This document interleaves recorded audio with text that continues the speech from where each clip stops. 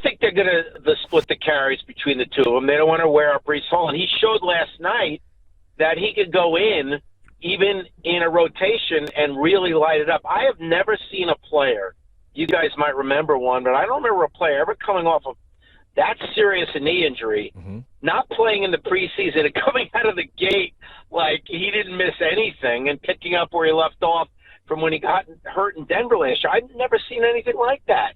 The guy didn't play in the preseason. It wasn't just an ACL sprain, a ligament tear. It was more in that knee, and man, did he look good. And Dalvin Cook, I mean, we all know how good this guy is. What a talented runner. He's still got so much juice in his legs. You know, that could turn out to be the best running back tandem in the league, and that's something they're going to need. But I'll tell you what, guys, when you look at week 2 in Dallas, Dan Quinn, the outstanding defensive coordinator for Dallas, they're going to load the box all game with Zach Wilson at quarterback. You didn't see as many loaded boxes because they were planning for Aaron Rodgers, and you don't load the box against Aaron Rodgers. So the loaded boxes were there sometimes against Buffalo, but you're going to see a lot more of them when the Jets travel to Dallas, because I don't think Dallas fears Zach Wilson beating them with his arm. Of the games that we already know the lines for, Georgia Southern, Wisconsin, I'm obsessed with. It's my favorite bet of the week. You know, I like to go find these weird ones that are way down the board. Georgia Southern quietly is really good offense. This is where Clay Helton landed after all the USC stuff. I think the idea in the market is Wisconsin got humbled a little bit at Washington State, which was a bet I was on last week, Washington State outright. Now they're going to come home. They're going to, get rid of a dumb G5 team, just like they did Buffalo week 1. They won that game by, I think, 21 points. The spread here is 19.5. Georgia Southern is good. They're a lot better than Buffalo. This is kind of like I was talking about with Texas State last week. This is a lot of points to give a really good offense. I think Georgia Southern's going to hang around and really make this a 60-minute game. It's a little bit crazy to think. I actually think Georgia Southern's live to win this game at plus 650 or whatever the money line is. So I would throw a dart with that. I would absolutely take the points. Favorite college football bet of the week right now. I kind of like the Dolphins. I think let me circle back to something else you said, and then let me tell you why I like the Dolphins. You're talking about road teams and how well they've done. And it is true the last 3 seasons or so, home field advantage has been as worthless as it's ever been. But it's not always equally downgraded across the board. And one of the reasons I like Dolphins +3 last week is because we were talking about the Commanders have a bad home field advantage. The Cardinals have a bad home field advantage. The Chargers have a bad home field advantage. Very, very bad. And so when you're seeing Dolphins at an even number like +3 that you know is valuable, and you're going on the road, and that's perceived as a deficit for a team, but you're going on the road to a stadium that road teams win at all the time, I like Dolphins +3. Now, going to New England, I feel like it's more of a matchup thing. I really like the Dolphins hit you with speed. They're coming at you so fast. And I don't think Mac Jones and this offense really have the horses to keep up. And we've seen over the years, even before this current Miami run, that Miami is the team that gives the Patriots the most problems. So it's not my favorite bet on the board, but on a week where I really have a lot of issues with different games, I think that's one where maybe you go to because you feel like you understand the commodities involved. Baltimore once again is getting just devastated. Losing J.K. Dobbins was massive, but you're dealing with Ronnie Stanley. You're losing with your starting center. You're losing with defensive backs. It's to the point where you've got multiple major positions once again, like they have every single year. They're tired of this. They're 3.5-point dogs at Cincinnati, but they still. It's to the point where Cincinnati looked so bad. I almost kind of like Baltimore there. I probably wouldn't touch that one because there's just other games that I like more at this point. Like I like the Dolphins -2.5 in New England a lot more. Like I'd rather go that direction than I would go with anything involving. That feels like an under game to me. Which one? Ravens Bengals. Well, right. We talked about that. It takes a while for the Bengals offense to get going. I think that's actually a pretty smart play. I think I'd probably would just take the under just in more that. Because the Ravens offensively just don't look right. Not right now. Right this second. I think the Bengals might be my favorite play on Sunday, actually. And I think that's why that number is at 3.5. So that's almost 46.5. Yeah. Yeah. I think the Bengals are going to score some points on a beat-up secondary. Burrow's going to look much better. I mean, like week 1, they were uncertain how he was going to be able to move around in the pocket. And also, they just know how good that Cleveland pass rush is now. Yeah. Is it going to rain again? Let's check the weather first. So if Joe Mixon is the centerpiece of the offense, again, they're big screwed. Like, I think they learned last week that can't be the case. You can't just run him into loaded boxes. No. So they're going to get more creative. I like Cincinnati. We stuck around, and then I did something really bad. No. I told Nick, he's you going to stay around and play the tables? And I said, no. I said, I'm going to go home. Oh, no. And I literally walked out. I got into my car. I placed my book bag into the car, and I said, you know what? You went back up? I said, I have $100 in my pocket. Can't leave here with just 100. I want a lot more, or it's burning a hole through my pocket. So I went back in, and what I did, I walked right back in. I saw the roulette table.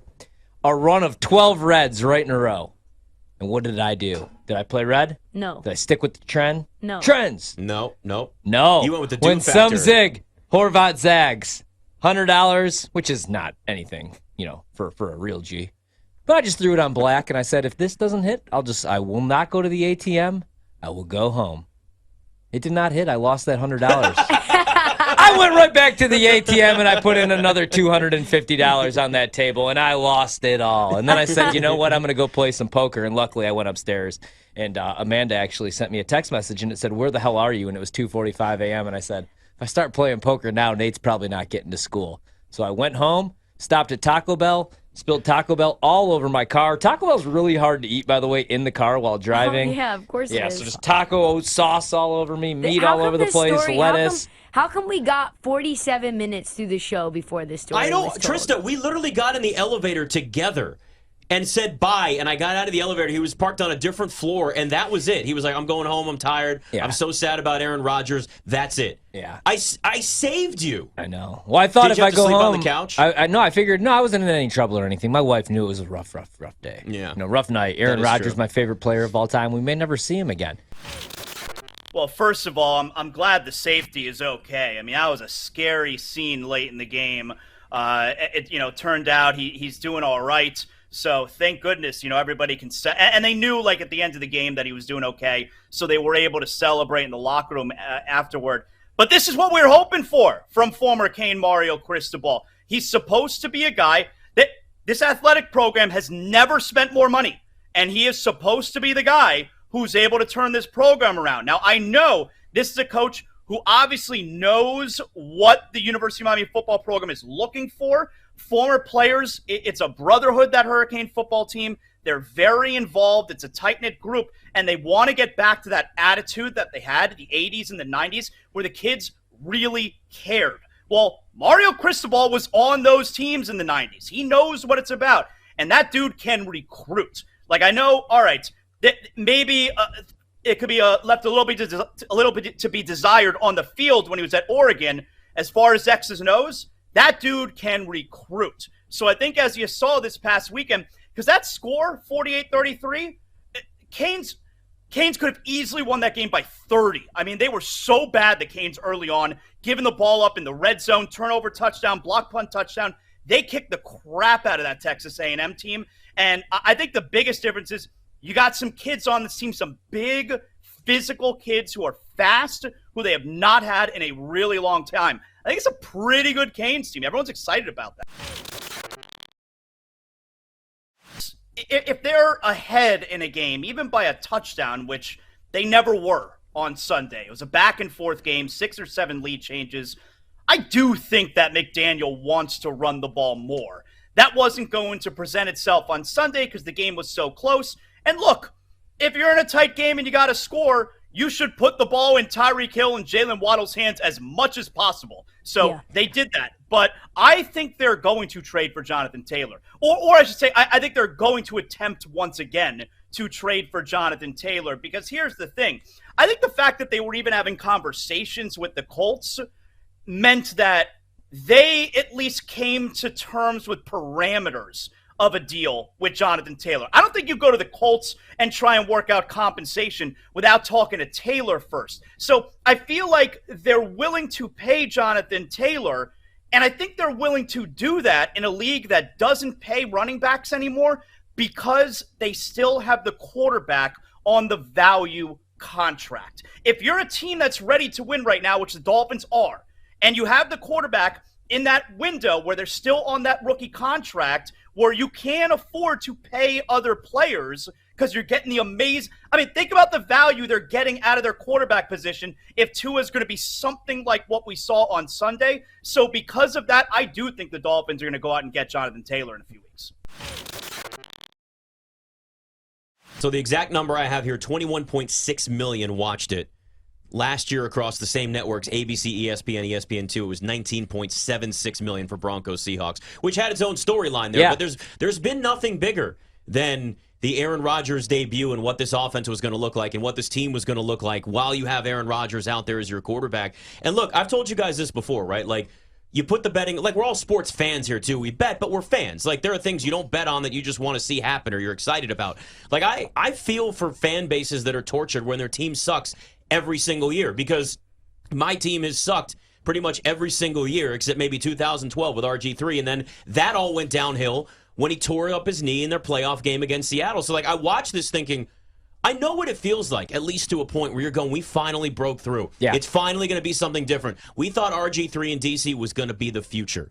And then it all goes downhill, and you're like, well, that's it. Mike Shanahan doesn't matter. RG3 was never the same. Complete disaster, and the organization was a train wreck for another 10 years until Dan Snyder was gone. At least you guys got a full season of RG3. I mean, it's tough true. Playoff loss, it's not totally the same. They didn't even get, and I didn't even get, because I'm one of you guys They didn't today. get one first down. I bleed green. Yeah, I mean, not even one completion. Yeah. Just brutal. Just brutal. One Breece Hall, 26-yard run. Man. And I mean, you could blame turf. There's a lot you could blame. I personally blame Nathaniel Hackett. No, I mean, it's I don't want to be dramatic here, but top 5 worst day of my life. I woke up and I felt like it was a nightmare. Like I was pinching myself. I woke up and I was like, oh, what a bad dream. Jets are okay. Rodgers is okay. He doesn't get hurt. You know, every once in a while, yeah, sure, he catches COVID. He's immunized, though. He'll be all right. And then every once in a while, he gets concussed. He comes back the next week. There's a broken collarbone. He misses 6 to 7 weeks, but he's always back the next year. Like, this is devastating because... It's the first time he's, out for the entire year? In, like, all the preparation to get ready for the season, obviously in great shape, working with a new offense, feeling rejuvenated in a new city, and now it all just, like, goes to hell like that. I would be so depressed. And now... the comeback. Like, look at Klay Thompson, look at Kobe Bryant, such a tough injury, and they weren't 40 years old. And all the work, the hard work that you have to put in, does he really want to do that? Because, I mean, he was already contemplating retirement.